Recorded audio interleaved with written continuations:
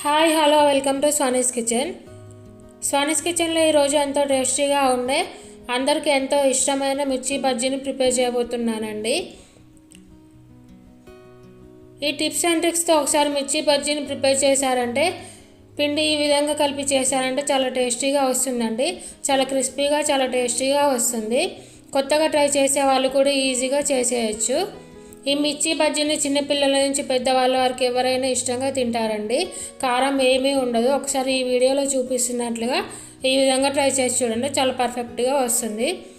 వర్షంలో వేడిగా ఈ విధంగా ఒకసారి ట్రై చేసుకొని చూడండి. ఇప్పుడు ఏ విధంగా ప్రిపేర్ చేసుకోవాలో చూద్దాం.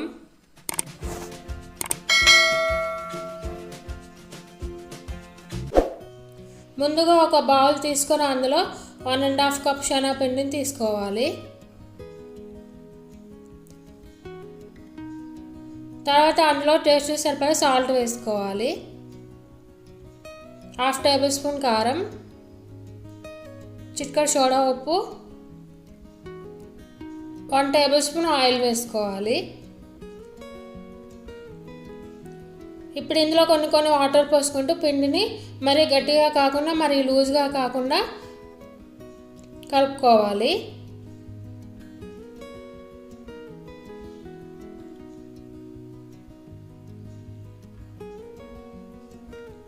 చూడండి, పిండి అనేది ఈ కన్సిస్టెన్సీలో ఉండాలి. అప్పుడే మనకి మిర్చి బజ్జీ అనేది పర్ఫెక్ట్గా వస్తుంది. నేను మిర్చి బజ్జీ కోసం ఈ విధంగా లావుగా ఉండే మిర్చిని తీసుకున్నాను. ఇందులో అయితే సీడ్స్ ఉంటాయి కానీ ఎక్కువగా కారం అనేవి ఉండవండి. చిన్నపిల్లలు కూడా చాలా ఇష్టంగా తినేయచ్చు. ఇప్పుడు ఈ మిర్చిని ఈ విధంగా ఒకసారి బాగా వాష్ చేసుకొని ఇలా మధ్యలోకి కట్ చేసుకోవాలి. ఈ విధంగా అన్ని మిర్చీలను కూడా మధ్యలోకి కట్ చేసుకోవాలి. ఇందులో ఉన్న విత్తనాలను తీయకుండా ఏం కాదండి, కారం ఏమీ ఉండవు కాబట్టి ఉంచుకోవచ్చు. ఈ విధంగా మొత్తం కట్ చేసుకొని పక్కన పెట్టుకోవాలి.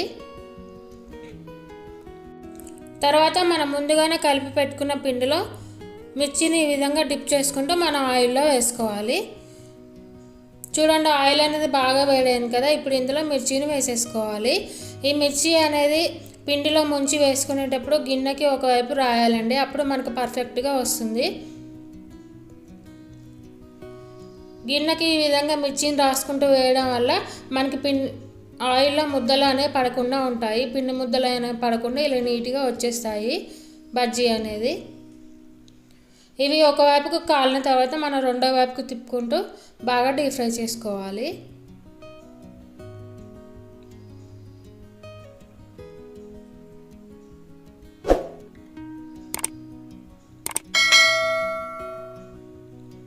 చూడండి, ఈ విధంగా రెండో వైపు తిప్పుకుంటూ మొత్తం డీప్ ఫ్రై చేసుకోవాలి. ఇవి గోల్డెన్ రెడ్డిష్ కలర్లోకి వచ్చాక వీటిని పక్కకు తీసుకోవాలండి.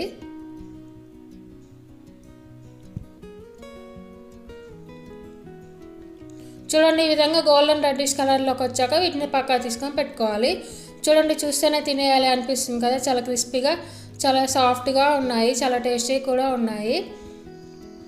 ఇప్పుడు ఈ విధంగా పక్కా పెట్టుకొని ఇదే ఆయిల్లో మిగతా మిర్చీలను కూడా వేసేసుకోవాలి.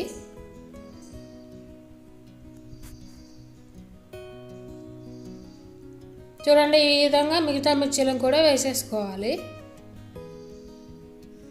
ఇవి కూడా ఒకవైపు కాలిన తర్వాత రెండో వైపుకు తిప్పుకుంటూ బాగా డీప్ ఫ్రై చేసుకోవాలి.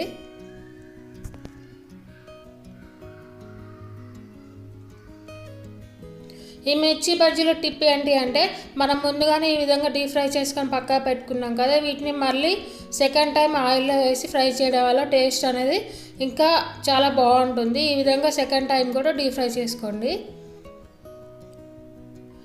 బాగా వేడిగా ఉన్న ఆయిల్లో 1 నిమిషం పాటు ఈ విధంగా సెకండ్ టైం మిర్చిలో వేసుకున్నట్లయితే మనకు బయట తిన్న టేస్ట్ లాగే చాలా సాఫ్ట్గా చాలా క్రిస్పీగా ఉంటాయండి. ఈ విధంగా సెకండ్ టైం కూడా డీప్ ఫ్రై చేసుకొని పక్కన పెట్టుకోవాలి.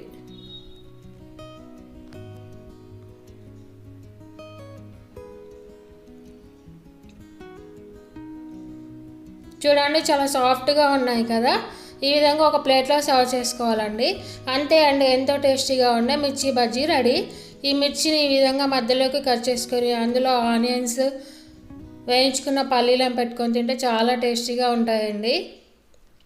ఈ విధంగా ఆనియన్స్, పల్లీలు నిమ్మరసాన్ని పిండుకొని తింటే చాలా టేస్టీగా ఉంటాయి. మనకి బయట తిన్న టేస్ట్ లాగే ఉంటాయండి. మీ పిల్లల స్కూల్ నుంచి వచ్చేవారికి ఈ విధంగా ఒకసారి ట్రై చేసి పెట్టండి, చాలా ఇష్టంగా తింటారు. కారం కూడా ఏమీ ఉండవు.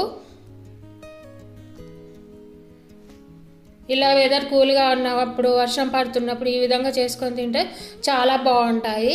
ఆ విధంగా పల్లీలు పెట్టుకొని తినడం ఇష్టం లేని వాళ్ళు ఈ విధంగా ప్లెయిన్గా కూడా తినొచ్చండి. ఈ వీడియో మీకు నచ్చినట్లయితే లైక్ చేయండి, షేర్ చేయండి, కామెంట్ చేయండి, సబ్స్క్రైబ్ చేయండి, పక్కన ఉన్న బెల్ ఐకాన్ క్లిక్ చేయండి. మరిన్ని వీడియోస్ కోసం సోనీస్ కిచెన్ కామెంట్ చేయండి.